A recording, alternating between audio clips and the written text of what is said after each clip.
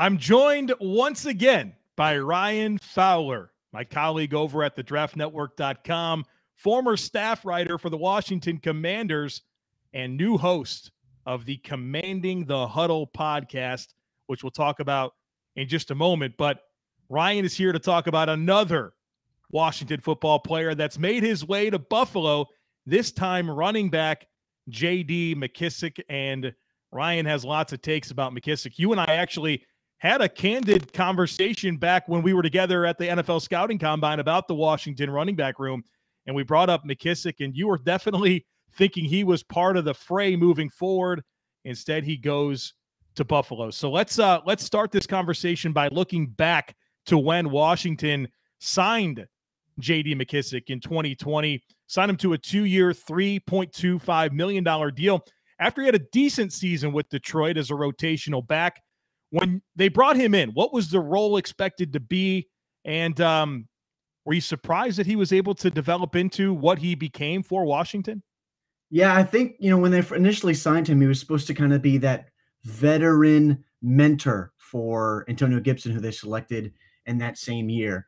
But he came in and obviously, outplayed his value and had more snaps than anybody would have believed, because Peyton Barber was also on the roster and he holstered a lot of those third down carries near the goal line.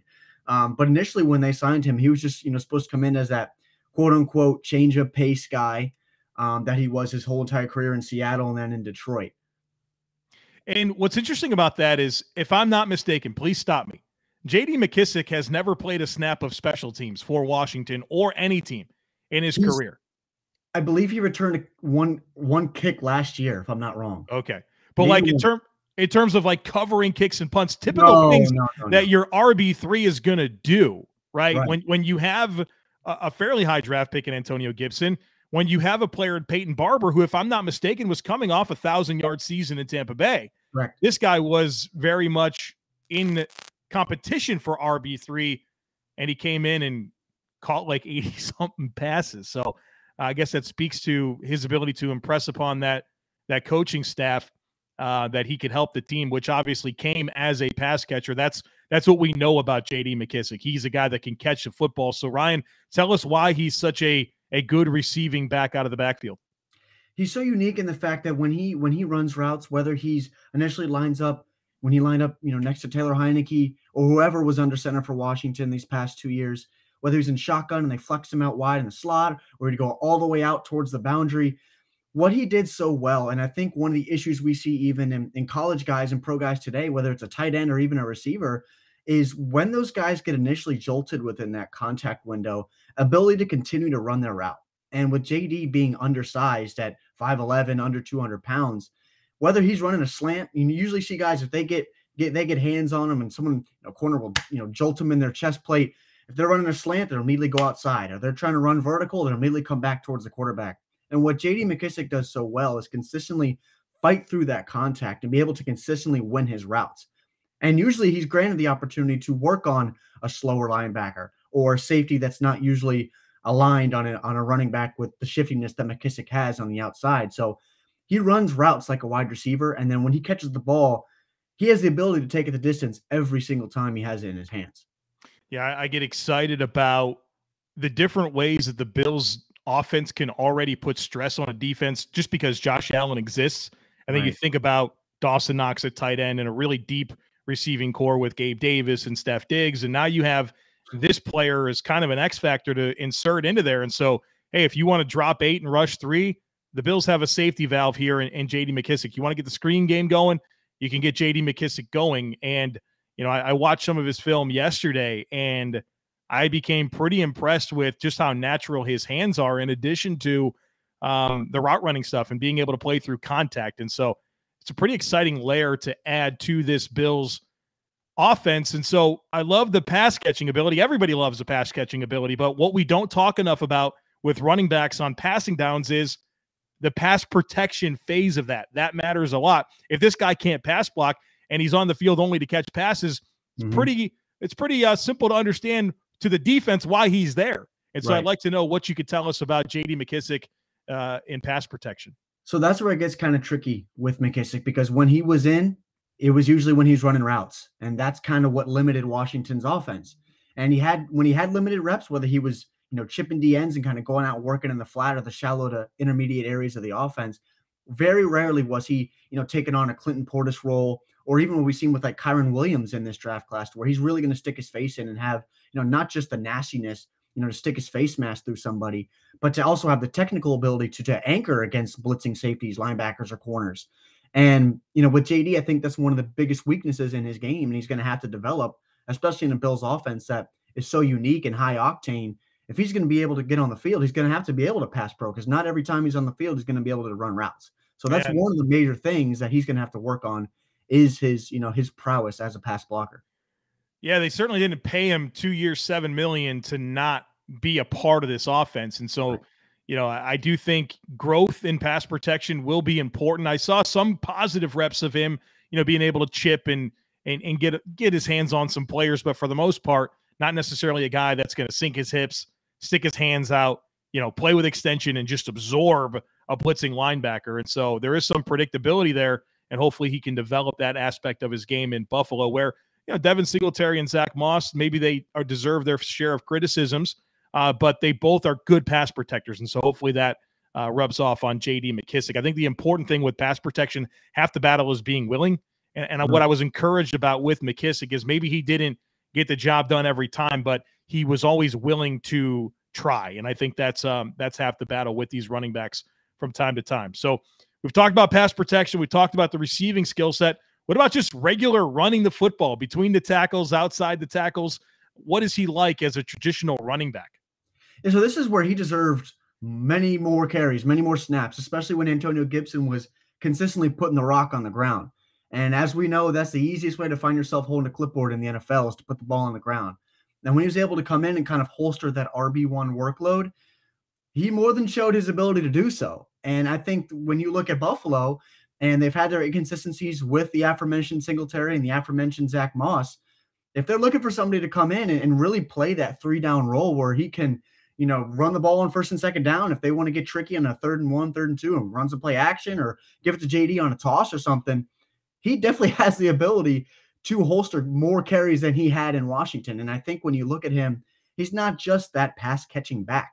He showed the ability to create with, inside the tackles, inside the hashes. And, looking forward to him in Buffalo really expanding on that role and kind of really taking hold of that RB1 workload over Singletary, and especially on, Zach Moss. I was really impressed with how smooth he was as a runner, how decisive, and how he just simply ran to daylight. He followed his blocks, which I gained some appreciation last night watching this Washington offensive line. Pretty good run blocking unit.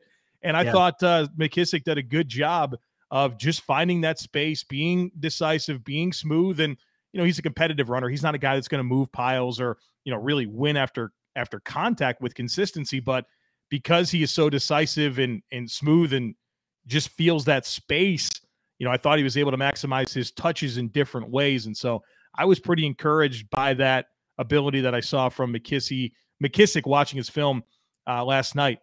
I was really interested. I read an article from Ben Standing of The Athletic, and he wrote all about this situation with McKissic leaving Washington. And something that stood out to me was from his article, this is actually a sentence from it. He said, "The chatty JD McKissic was a locker room favorite, a player Washington's defenders always cited as a playful instigator during practices." And so I'd love to hear what you have to share about McKissic as a teammate and a locker room presence. Yeah, kind of what I talked to about earlier when they initially signed him out of Detroit. He was looked upon as that mentor guy, that locker room guy out of anything. And when you saw him at practices and you could see him on the sideline in games, and usually it was when the offense was on the field, it was Chase Young up and down the sideline. But when the defense was on the field, you could see a lot of stuff with JD McKissic talking to Antonio Gibson, talking to Terry McLaurin, kind of these younger guys on their offense, De'Ami Brown, Taylor Heineke, all these young names. But JD was initially brought to the team as a mentor.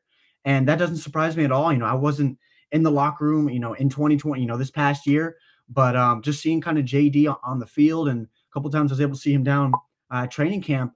This is a guy that's just going to be a locker room, chemistry rapport guy. And that's going to help for a team like the Bills. They're looking forward to, getting their first ring as a franchise. Sorry, Joe. It seems like between, you know what?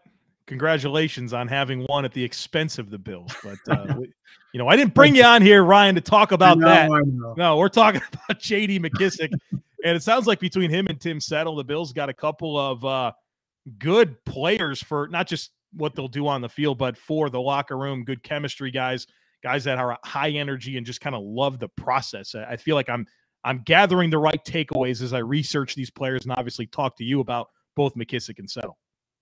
Yeah, 100%. And these are two guys that just didn't deserve, the correct opportunity in Washington. If there's any guy that Washington needed back this fall, it was JD McKissic, and it's extremely surprising that he's not. Ron Rivera in his first 3 off seasons has kind of, sat in the wave 2, the wave 3 of free agency to kind of make these moves. And, they kind of kept their own in Troy Apke. They kept their own in Bobby McCain. But when you look at guys like Tim Settle, a young guy, 24 years old, rotational depth, they're going to have to pay Deron Payne soon. They're going to have to pay Chase Young, Montez Sweat. The names go on. And then you look at JD McKissic and what he was able to do for this offense in the last 2 years. The guy had 110 targets 2 years ago, led all running backs in the NFL, more than the Kamaras, the McCaffreys of the world. He was everything for their offense. And when he went out with a concussion earlier in the year, their offense from a running standpoint and a pass catching standpoint really just kind of fell apart. And Buffalo got 2 outstanding players. So let's talk about McKissic's athletic profile, because obviously, I'm a traits guy. I'm looking up athletic testing numbers all the time, and you don't look up JD McKissic's athletic profile in testing and come away with, you're not impressed, right? With the speed. And I know that Bills Mafia is a little tired of slow running backs between Devin Singletary and Zach Moss. They want some guys with some speed and some juice. And so what can you tell us about McKissic's overall athletic and play speed in terms of what he represents on the field as a perimeter threat and a big play guy? Yeah, as we know, Joe, 40 speed and game speed is much, much different. And I like to think of JD McKissic as a water bug, and it's really hard to take him down in space. He's not a slippery fish, but he's got this lightning quick feet to be able to, work inside inside the tackles and be able to jump to the outside, and has that extra gear at top end speed. And I think of one of the screenplays he had against Atlanta when he dove for the pylon. Don't know if you've seen that play, but his ability to look like he's at full speed, put his foot in the ground, and almost have that extra kick to work past that third level of the defense and take it to pay dirt really is exciting, considering the fact of how many points that Bills offense can put up. And then you add a guy like McKissic into their offense to where, if Stephon Diggs isn't open downfield, or Gabriel Davis isn't able to work open, or Dawson Knox isn't open, all right, Josh Allen, just dump it off 5 yards to JD McKissic and get your 8, 9, potential, or even a 15, 20, 25-yard gain to JD McKissic, because he has that necessary burst and open field ability to make guys miss. Yeah, and I think in Josh Allen's best games last year, you think about New Orleans, you think about the second and third Patriots game, of course, the Chiefs game in the playoffs. Those were games where Josh Allen was willing to take those profits and check the football down. And I think having a weapon like McKissic is going to be big for the offense in general, but for Josh Allen to continue his ability to stay on schedule and blend the big dynamic moments with just kind of some normal stuff in taking profits, which is exactly what it could be a beneficiary for Josh Allen as he moves forward. And there's nothing wrong with that. Right. Nothing wrong with that. One other thing from the Ben Standing article that I wanted to bring up here, and I'm not trying to rub salt on the wound, but you did mention the Super Bowl from the 90s. And so we'll go right back to the Bills stealing another Washington player that seems like a fan favorite and a media favorite by what I've been able to gather. Ben said that the Commanders weren't afforded the opportunity to match the offer. And I feel like maybe that seemed like it was something that was surprising for them. And so just overall, your thoughts on that dynamic, and where does Washington go from here at the running back position behind Antonio Gibson? Well, from at the Combine, what I learned was they were supposed to meet with JD McKissic's representatives in Indianapolis, and there never should have been an opportunity for another team, to offer JD McKissic. And, if I'm being completely honest with you, JD McKissic should have been in the Burgundy and Gold for this upcoming year and the following years to come. There's no reason why he should be elsewhere. Still kind of scratching my head, and the Bills jumped on the opportunity, but there was no reason for be able Washington just to say, oh, we hadn't had a chance to match the offer. they should have, given him the money that he deserved early on in the period. Within the first hour or two of free agency, his deal should have been announced. That's kind of head scratching why he's elsewhere. But, to the Bills' advantage, they jumped on the opportunity and signed a real game changer on their offense.